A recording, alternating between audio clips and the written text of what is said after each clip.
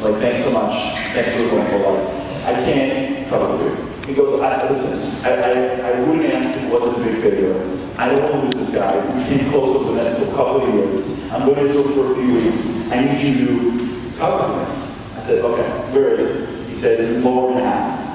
I said, I am not. I'm from Long Island. Like, not L.I.R. No, I'm not from Lower Manhattan. So he goes, listen, this guy doesn't really play sports, so he goes, listen. He says, do you like basketball? I said, yeah, I like basketball. He goes, this guy is a basketball player. I'm like, wait, why are you a basketball player? Like, yeah, like the guy was like really like Flatbush, like against NTA, like in 1980, like, yeah, I got it. Like, we don't play basketball, we're Jews, you know what I'm saying? Like, we may be the doctors for the basketball team, but even though we pretend, she believes, like, we can play ball, you know what I'm talking about? Like, you think if you play she league ball and you're like 5'8", like you're like a power forward, then you play against the public school, like in practice, they're like, really, you broke the actuaries? Like, you guys don't play ball. We're Jews, we do a lot of stuff. And we think we play ball, until we play like real people. So I said, no, he's a real basketball player. I'm like, okay, what's his name? He goes, I don't know if you've heard of him, he plays for the New York Knicks. His name is Amar'e Stoudemire. I'm like, you want me to go learn with Amar'e Stoudemire? He said, yeah. I'm like, okay, fine. Because I'm such a good friend. He's like, I owe you one big time. I'm like, you owe me big time. Fine, I'll go to Amar'e Stoudemire's house and learn with him, whatever. Next thing you ask me, like, to play ball with him or something. So, I go to Jane Street in Lower Manhattan, and I go to the most beautiful apartment that's the size of this room, that's overlooking, I don't know how much water is in Manhattan, he looks at all the water.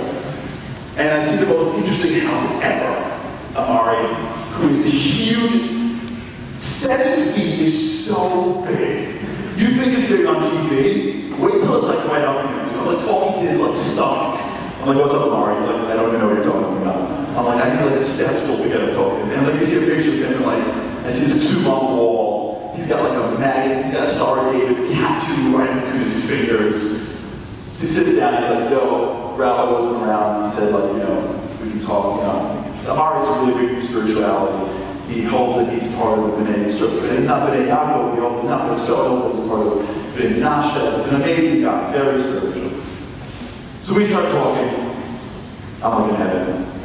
And we develop some relationship, and I get to see him every once in a while. I just recently was over the house, maybe 2 weeks ago. Maybe once every 2 months I go back in.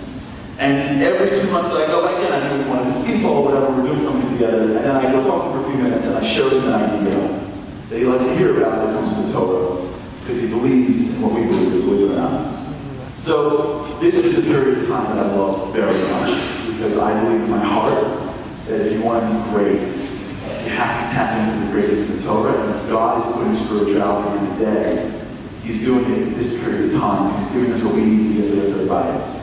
So I share with him an idea from this period of time. That's what I'll tell you about. Amar'e, what do you think about this? Does this work for you?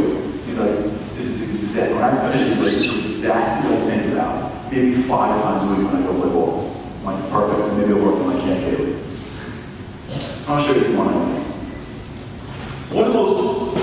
One of the most strangest things that we had in Torah is this whole story of how this whole 3 week thing started. The whole idea of the 3 weeks really began well before Beis Hamikdash. Can you hear me if I speak without the mic? Yeah. Mike's holding me down. This whole 3 weeks thing starts way, way, way before the Beis Hamikdash. It starts in the desert. And you remember the story, but you have to get into the story for 5 minutes to fully appreciate what's really going on. Jews are ready to go. They're primed, they're prepped, they walk out of Egypt. They had 10 plagues, they walk through a sea. God totally razzle-dazzles them, they get the Torah, they're in the desert, they're poised and ready to conquer Israel and live happily ever after. As they walk in, they're getting a little nervous. They're like, I can't believe it. As they got they're by the banks of the river, and they look up to God, they're like, God, man, I cannot wait to see what you're going to do to what's going on in Canaan. And you knocked them out of the park in Mitzrayim. I can't wait for more plagues you have. And God goes, oh, I'm sorry, you didn't get the memo? You're actually fighting this war. They're like, I'm sorry, like, we don't speak Hebrew. What are you kidding me? Like, we're not going to fight over Jews. Like, we have talents. We heal, we sue, we negotiate, we eat.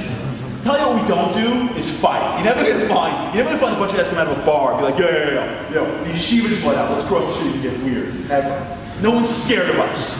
They're like, we have to fight any time. And Moshe goes, no, it's cool. God's with you. You'll be fine. And it's just before we go in there, we gotta send in spies. Remember the story? Spies go in, spies come out. Spies say, we're going to die. And the Jews start to cry, and that night God goes, you cried for this, you're gonna cry forever. Remember the story? I remember one time I was giving this speech in NCSY, Detroit, Michigan. Now I'm from Brooklyn, but there are cities that I do not mess with. Top of that list, Detroit. I'll never forget, it was summertime. It was a classroom of public school kids. And a kid sitting literally 12 o'clock from me. Leather jacket, jeans, toughest kid, looked like Eminem. Staring right at me with like a little baseball cap on me. He goes, I tell him the story, Jews walk in, and start to cry. God goes, you cried for this, you're going to cry forever. God raised his hand and goes, Rabbi, I said, I didn't know this was a question and answer period, but yes, Eminem, what can I help you with? He said, that never happened. I'm like, okay, fine. See you guys later. I'm from Detroit. I'm out of here. I'll catch the next flight home. He goes, I'm like, okay, Rabbi, what do you mean? He goes, that story you just told, Jews about to go into Israel, and then they cry, and they cried, and God said, you cried for this, you're going to cry forever. Never happened. I'm like, how do you know? He goes, listen, I don't know anything about Judaism, but what I do know is that God is merciful. You cried for nothing, you're going to cry forever. Doesn't sound merciful to me. That sounds like my dad. I'm like, whoa, okay. There's so much information, Mr. Eminem, and I'm leaving. Is that a great question from my buddy from Detroit? We all get hear the story a million times. This is the 3 weeks. This is where it starts. We're all fasting because we're prepping ourselves for the big day where we're going to sit on the floor for 25 hours and tell ourselves that ultimately the nation of Israel was destroyed because a long time ago, the Jews were about to go into a conquer a country and they got scared. They got scared because they're human beings and they never fought before because they were slaves and they're Jews. Until the Israeli army never fought at all. And they go to God and they're like, I am scared of God. Goes, excuse me? What did you say? You're scared? Okay. Really? You messed with the wrong guy. You're crying now? You're crying now? You know what? Come here. Come here. You're going to cry for, I'm going to burn your buildings. I'm going to kill your people. You're going to sit on the floor in 2014 in Kaylee. Don't you ever cry in front of me again. That's Kel Rachum V'chani. That's Erech Akayim. Really? That's God, the merciful Father. How in the world is that merciful? What was it that the Jews did for him? So I want to tell you a story. Mr. Robert's in the room. Robert's heard the story before, once or twice. I'm going to tell you the story. Sometimes in life you get a story that reminds you about life. I work for a company called RXR. RXR is a real estate company I worked for many years. And once, I'll never forget one time I did these videos for Asian College, short videos to Rabbi mentioned. And it was Erev Rosh Hashanah one time, I'll never forget. And I was working on a deal, and one of the lawyers was subscribed. He was a secular guy, I didn't know that, he was Jewish. He was subscribed to Asian. So we're working on a deal together, and he gets an alert. New video for Rosh Hashanah, like Charlie Harari. He's like, what, that the same? I'm like, yeah. He's like, well, I clicked it. He clicks it, and he plays it. He's like, are you a rabbi too? I'm like, no, I'm not really a rabbi. He's like totally confused. I said, no, I did this on the side. He goes, amazing. He liked it. He said, I'm going to send it out to some of my friends. He, by mistake, sent it to the entire company. Erev Rosh Hashanah. So the whole company, for 5 minutes, was watching, like, most of them weren't Jewish, like, Cole Midway dropped their heads. So it became a very uncomfortable situation for 2 minutes, but what ended up happening was, over time, he started coming and asking me questions, like, by the way, I was born Jewish, I don't know anything about Judaism, can I talk to you? And it turned into like a whole thing that people want to know about their Judaism. I said, here's the story. I can't answer questions all day. Every month, what we're going to do is have an open Q&A. We go downstairs for lunch, and we're going to have a Q&A, and anyone that says any questions can come in. That's what we did. Every month, downstairs in the lunchroom. Whoever from the company wanted, it was a lot of fun. People came in, asked questions, I tried the best that I could. One time I was sitting there, and a guy showed up by the name of Josh. He was a finance intern, brand new, 2 weeks in.